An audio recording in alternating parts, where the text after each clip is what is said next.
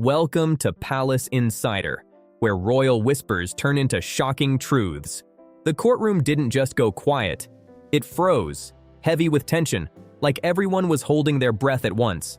It wasn't the usual hush of legal drama, but the kind that hits when truth smashes straight into belief. Just 11 words, simple, sharp, and devastating. That's all it took to crack a marriage, wreck a polished image, and uncover something no one was ready to face. Even the toughest reporters stopped writing. One even teared up when Diana's name came up. Those words weren't screamed or emotional. Judge Margaret Thornberry just read them, calm and cold, from a private message. But in that polished courtroom, wrapped in British law and mahogany walls, those 11 words sliced through royal illusions like glass-cutting silk. And Prince Harry, he didn't just react, he broke. You could see it happen. His whole world collapsing right there, live and raw. No cameras needed, no script, just heartbreak in real time. The trial had been crawling along like any other. Lawyers shuffling papers, the judge keeping that calm, steady tone, reporters jotting notes out of habit. Just another privacy case dragging through the months. But when Judge Thornberry read that line of evidence, the whole energy shifted. Like the air itself vanished from the room. Every gaze locked on Prince Harry in the witness box, sitting stiff, shoulders squared like he was still on duty. His jaw clenched tight, trying to hold it together, but then came the crack. First a twitch at his jaw, barely there, then his fists clenched on his knees till his knuckles went pale as marble. That face, once the charming royal smile seen on every cover, twisted into something no one expected. Pure, raw pain. Not anger, not embarrassment. Real heartbreak tearing through him. What followed felt historic, the kind of moment that'll be replayed in royal documentaries for years. Harry lowered his head, slow and heavy as if trying to vanish from the world. Then, in the dead silence, came a sound that froze everyone, a choked sob, rough and real. Not the polished tears of a prince in an interview, but the sound of a man realizing the cruelest truth he never wanted confirmed. Here's where it gets truly heartbreaking. The betrayal inside the betrayal. Those private messages were never meant to see the light of day. They were between Meghan and a close friend from her California circle. Someone who'd known her since her acting days. Someone she trusted with her secrets. Or so she thought. That same friend had quietly sided with the defense, and what she turned over wasn't harmless chatter. It was dynamite. Judge Thornberry had warned everyone earlier, her tone serious. The messages weren't scandalous in a cheap way, but in a chilling, strategic way. They hinted at something deeper, calculated moves, emotional manipulation, and image control that went far beyond gossip. What the court was about to hear didn't show a duchess cornered by cruel headlines. It showed a strategist, a woman building her own legend, move by move, post by post. And right in the middle of that plan, Harry's most sacred pain, his mother, Diana. The messages crossed a line so personal it made even seasoned reporters lower their eyes. When her name came up, Harry's face changed again, tears filling his eyes before he could stop them. The implication hit like a punch. It suggested his lifelong grief, the trauma he'd carried since he was just 12, had been used, not for healing, but for attention. Imagine finding out your deepest wounds, the ones that haunt you at 3 a.m., the ones tied to flashing cameras and that terrible night, had been turned into part of someone else's story for the spotlight. His pain had been turned into a media tactic, just another move in someone else's playbook. The judge kept reading, but no one really heard a word anymore. Every eye stayed locked on Harry. His shoulders rose and fell hard like waves crashing against stone. Each shaky breath, each quiet sniffle filled the room with something heavier than silence. His lawyer jumped up fast, voice trembling. "Your Honor, I request a recess. My client is in severe emotional distress." But Judge Thornberry, sticking to courtroom protocol, refused. Her tone firm but thinner now, almost uncertain. Even she looked shaken by what she was watching unfold. Outside, chaos exploded. Phones buzzing nonstop, reporters breaking every rule just to get it out first. Fingers flew across screens.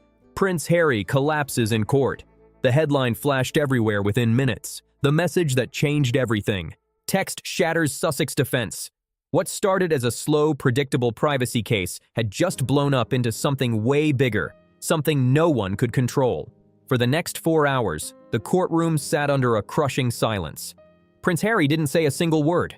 His face was red, eyes swollen, hands shaking, as message after message hit him like punches he couldn't block. Some texts were slick, others sharp, but together they built a picture that was both cold and undeniable. One message from Meghan described a private family dinner as a goldmine of reactive content. Another talked about plans to bake empathy into Harry's next appearance. And then came the one that froze everyone. He wears grief like silk. We just need the right lighting. Grief. Like silk. That line alone made the room go still. Imagine comparing a man's lifelong pain to a prop, a fabric to dress up for effect. Reporters who'd seen everything, wars, scandals, corruption, just stared, speechless. This wasn't just a reputation breaking apart, it was an entire belief system collapsing live before their eyes. The defense called it narrative construction and manipulation. But for everyone watching, it looked like the truth tearing itself open in real time. It all started with the messages tied to Harry's therapy confessions from the Oprah interview. You remember that one, right? The moment he opened up about feeling trapped, about the system choking him. Turns out, Meghan's private texts broke down his words like a film director critiquing a performance. One read, "Good. That line about being trapped in the system landed well, but next time, pause longer. Before I couldn't even call my grandmother. It needs space to breathe." There were rehearsals. Whole chunks from that emotional interview showed up word for word in her drafts, complete with notes like, "Insert breath here for emotion catch," and glance down, rub fingers when saying, "My brother stopped taking my calls." Each detail stripped away another layer of what people once saw as raw and sacred. Harry's body gave it away. His back went rigid, then slumped, then just sank completely, like he couldn't hold the weight of it anymore. At one point, Harry rubbed his face so hard it left red streaks burning across his cheeks. His lawyer leaned in, whispering something urgent, but Harry didn't react. He looked like a man trying to crawl out of his own skin. The tension was suffocating. After 2 hours, the air in that courtroom felt thick enough to choke on. Then came the message, the one that shattered everything. Judge Thornberry's voice cracked slightly as she read it aloud. He still wants their approval. It's pathetic, but I can use it. The guilt over his mother makes him easy to redirect. That's the engine. The entire room froze. Someone in the back whispered, "Jesus Christ," before catching themselves. Harry twitched. No sob this time, no sound at all. He just shut his eyes, then opened them again, slow and empty, like the light inside him had been switched off. His security detail noticed instantly. One guard edged closer. Another unhooked a water bottle, ready for anything. According to a source present, Harry looked like he'd forgotten how to be in his own body. When Judge Thornberry softly asked if he needed a break, he didn't speak. He just gave a small nod. Not anger, not surrender, just pure, hollow emptiness. The kind that comes when the person you trusted most turns truth into a weapon. Phase 3. The monetization of royal pain. After a 30-minute break, Harry came back in, but it was clear something inside him hadn't. His steps were slower, eyes swollen and red, suit hanging loose like it didn't belong to him. There were faint tissue marks on his sleeve, proof of what those minutes alone must have been like. One of his lawyers slid him a notepad. He didn't even look at it. Then, the next phase began. Cold, calculated, and brutal. Messages revealed the business plan behind heartbreak itself. Which childhood memories still have shelf life? One text read, Meghan had written about whether to use certain traumas in her podcast or save them for the book. Don't waste it all on the first product. Harry's got layers. The abandonment arc still hasn't been fully tapped. The words hit like knives, turning pain into content, like his trauma was a show with more seasons left to sell. Another text said, we need him to mention the Queen's corgis. Nostalgia is pure engagement. By then, Harry had stopped reacting altogether. His hands were still, eyes locked on the wood edge of the witness box, breathing shallow, every movement mechanical. The only proof he was still there came from the faint twitch of his jaw, and the quiet rise and fall of his chest that even the judge couldn't ignore. Judge Thornberry hesitated, glancing toward the bench. Does the witness need another break this time? She asked softly. Harry's lawyer didn't wait a second. Yes, Your Honor. He needs a moment. He's not well. But Harry didn't move. He just stared ahead, blank and motionless, like standing might split him open. When the recess was finally granted, security had to guide him out, one on each side, steadying his steps like paramedics leading someone dazed after an accident. The cameras flashed, but no one said a word. The silence was heavier than any headline. By the next morning, the world was watching again. The session began with what the press would later call the 3 categories of betrayal, each section marked clearly on evidence folders. Category 1, monetization. Category 2, family manipulation. Category 3, emotional exploitation. The business of trauma, stripped bare for everyone to see. The first category hit hardest. It revealed message chains spanning late 2022 to summer 2024. Methodical, deliberate, almost corporate. They weren't emotional, they were strategic. One exchange broke down how each royal connection could serve a narrative. Diana as the legacy that created a halo effect. William as the unresolved tension. Catherine as the comparison vector. Charles as the redemption thread if ever needed. And us as survivors reclaiming identity. Their Netflix contract was coldly referred to as our pension vehicle. In another message, Meghan had written that the royal trauma arc needed to be stretched across at least 3 projects to secure long-term income. Every word dripped with calculation, turning personal pain into a formula for profit, leaving even seasoned journalists stunned into silence. She called it trauma fatigue pacing, a plan to time emotional disclosures just right for maximum impact. Then came the marketing blueprints, a children's brand built around royal resilience, a plush toy line called Archie Bears, and a motivational picture book linked to their daughter's name. But the most shocking part was a file labeled Crisis Capital. It laid out, step by step, how to flip bad press into engagement, turning backlash into clicks by framing it as bullying or colonial prejudice. One line was bolded like a mantra: "We don't run from scandals, we alchemize them." The courtroom gasped. What the public had believed to be genuine vulnerability now looked like a business model. The royal family, reduced to chess pieces on a brand strategy board. If the first category had shaken their image, the second one blew up its foundation. These messages showed exactly how Meghan viewed the royals. Not as family, but as players in a long, high-stakes negotiation. Prince William, she wrote, was the real threat. His calm, polished anger and loyalty to the institution making him harder to manage. He was too steady, too strategic, and that scared her more than Harry's emotions ever could. Catherine was described as the uncrackable mask. Meghan's frustration spilled through the texts. None of her efforts to provoke a public reaction had worked. In messages too cruel for most journalists to quote directly, she speculated about Catherine's mental health, her marriage, even her parenting, writing. If she cracks in public even once, it shifts the whole narrative. But she's colder than marble. And then came the words about King Charles, dismissed as sentimental and weak, but useful in the right light. Each message peeled away another layer of humanity, leaving only cold calculation where trust and family were supposed to be. Meghan had written that King Charles could be useful for a public reconciliation if we ever need to soften the brand, adding coldly that his guilt over Diana could be a lever, if pulled properly. But what came next hit deeper than strategy. It was personal, almost unbearable. The texts shifted to Archie and Lilibet. We'll decide later how Windsor we want them to appear. Titles matter, but not as much as optics. Optics.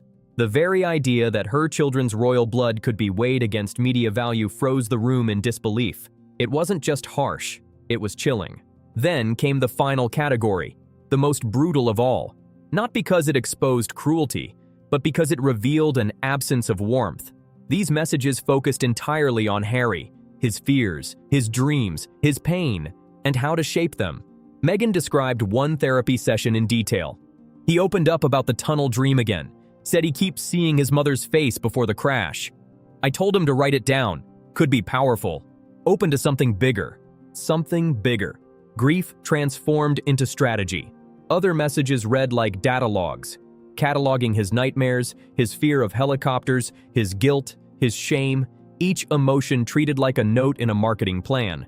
And then came the one that made the courtroom fall silent. He said he misses his brother. I told him that's just memory, not reality.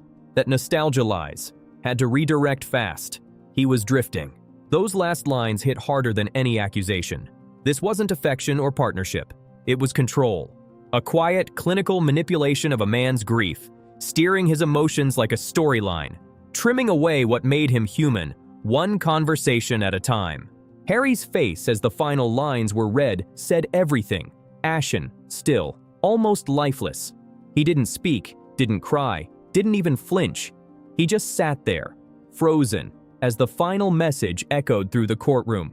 Judge Thornberry's voice lowered to almost a whisper. Harry's love for them is a vulnerability. If we don't manage it, it will derail everything. Not his love for her, not their love as a couple. His love for them, his family, his past, his roots. The silence that followed was unbearable. No one dared move. In that moment, the truth became impossible to ignore. These messages hadn't just cracked an image, they exposed an entire system. A mechanism designed to mold emotions, control perception, and bend people's hearts into headlines, with Harry trapped in the middle. Not as a prince, not even as a husband, but as a tool. When the court finally adjourned, the real aftermath began. The palace's carefully controlled silence began to splinter.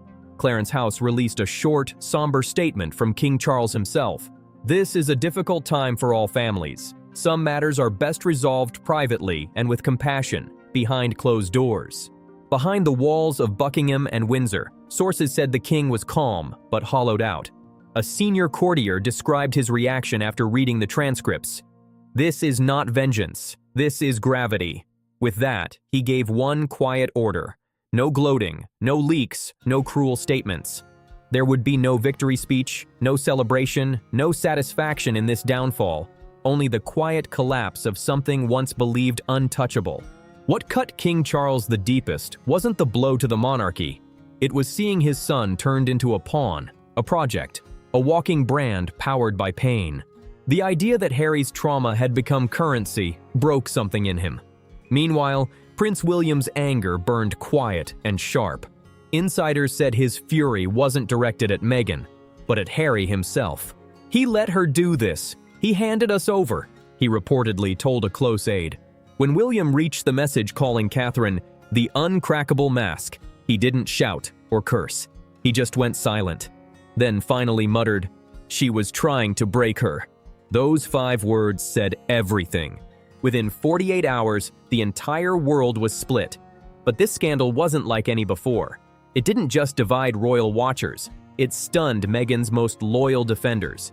Even her strongest supporters were suddenly quiet, struggling to defend what they'd read.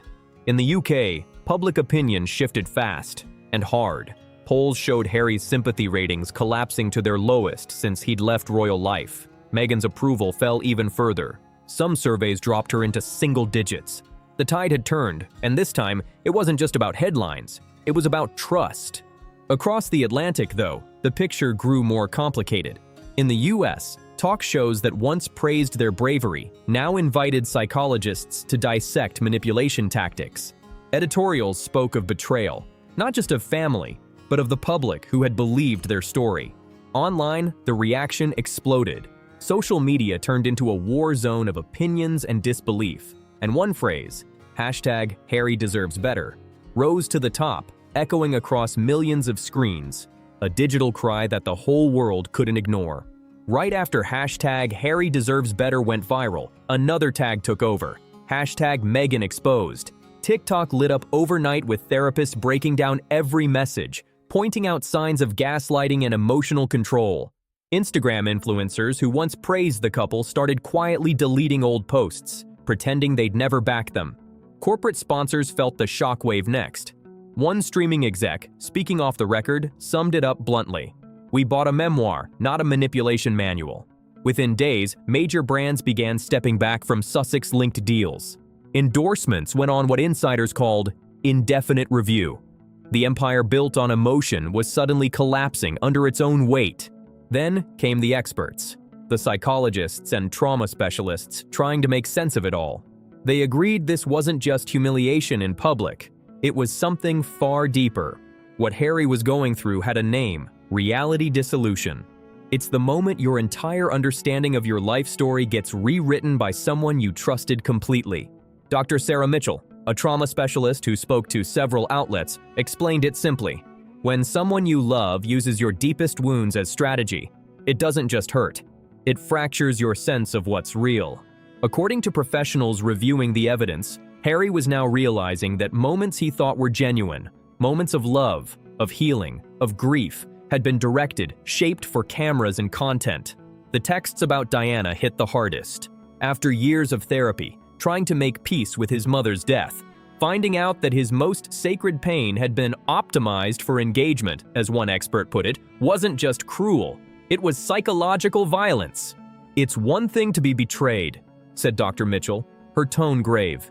"It's another to realize you were never really living your own life. You were starring in someone else's production." That line echoed across headlines the next morning, setting the stage for an even darker revelation. What the palace had known all along. Behind closed doors, senior royals had noticed the shift years ago. Multiple palace insiders, speaking only off the record, confirmed quiet fears that something wasn't right. One former aide recalled a private conversation with Prince William in early 2020. "He said something I'll never forget," the aide shared. "My brother speaks differently now. He uses words that don't sound like him. It's like someone's written a script and he's reading it back." Catherine had seen it too. Friends said she grew frustrated watching Harry and Meghan's interviews, recognizing old stories retold with new twists. Phrases changed, emotions exaggerated, meanings flipped. What had once been brotherly memories now sounded like scenes crafted for sympathy. King Charles, ever the mediator, had tried to bridge the widening gap, but even he had confided to a trusted aide, "I don't recognize my son's voice anymore. The words are his, but the message feels manufactured." That was the tragedy at the heart of it all. The palace had seen the signs but couldn't intervene without making things worse. As one insider put it, "How do you tell a man the woman he loves is rewriting his reality? Without shattering what's left of your family? How do you even prove that real emotion has been turned into a weapon? You can't. You wait, you hope they eventually see it themselves, and you brace for the day the truth finally explodes." That day came in a London courtroom, and it landed with surgical precision. But behind all the global drama, two young names quietly became the most heartbreaking part of the entire story. Archie and Lilibet. Once mentioned in Meghan's messages as branding opportunities, they now stood as the story's most innocent casualties, caught in a war they never asked to fight. Legal experts immediately began whispering about custody risks. If Harry walked away, or if the marriage couldn't survive these revelations, where would the children go? British law, American law, royal protocol, and international custody treaties would all clash in ways the monarchy had never faced before. Royal historians confirmed it. No children with royal blood had ever been at the center of a custody dispute in American courts. The thought alone sent shockwaves through both nations. The logistics were staggering. Dual citizenship, security protection, titles, schools, even questions of cultural identity. But for Harry, the legal chaos wasn't the worst part. Sources close to him said his deepest fear was far more personal, that Archie and Lilibet were growing up inside the same manufactured world he'd just realized he'd been trapped in himself. He reportedly asked one friend, voice shaking, "Are my kids' milestones even real memories, or just moments being staged for the story? Were Lilibet's first words real memories, or moments planned for content?" Those messages left Harry haunted, questioning everything. For a father desperate to give his kids the childhood he never had, that doubt was unbearable. Public sympathy shifted. No longer Harry the betrayer, but Harry the betrayed. Millions saw the footage, the trembling hands, the heartbreak. Experts called it emotional control and manipulation. Even King Charles, sources say, would welcome him home, quietly, as a son, not a prince. "The institution has rules," he reportedly said, "but a father has none." Now Harry faces three paths: stay and rebuild, leave and fight, or return and reconcile. Each costs him something, but only one brings truth, because no matter how far he runs, he's still a son, still a brother, and maybe, just maybe, ready to come home. Like, comment, share, and subscribe. This royal story isn't over yet.